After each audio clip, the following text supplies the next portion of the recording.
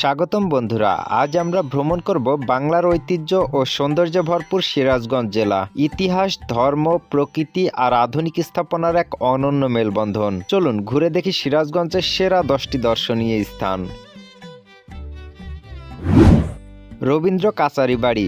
রবীন্দ্রনাথ ঠাকুরের স্মৃতি বিজড়িত এই কাচারি বাড়িটি সাহিত্য ও ইতিহাস প্রেমীদের জন্য অত্যন্ত গুরুত্বপূর্ণ। এখানেই তিনি বহু কালজয়ী সাহিত্য রচনা করেছিলেন। যমুনা বহুমুখী সেতু।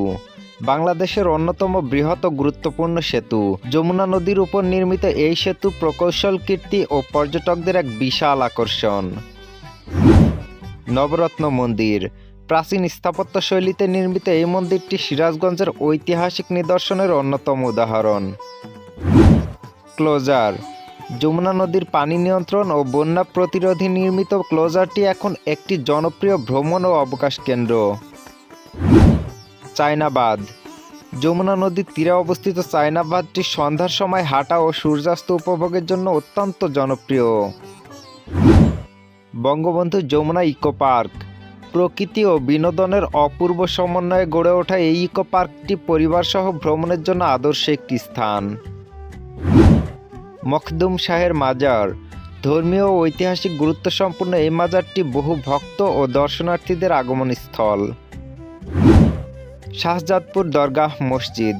প্রাচীন ইসলামী স্থাপত্য ও ধর্মীয় ঐতিহ্যের এক অনন্য নিদর্শন এই দরগাহ মসজিদটি। ধুবিল কাটার মহল জমিদার বাড়ি। জমিদারি আমলের ঐতিহাসিক ভবন, যা সিরাজগঞ্জের অতীত ঐশ্বর্যকে তুলে ধরে।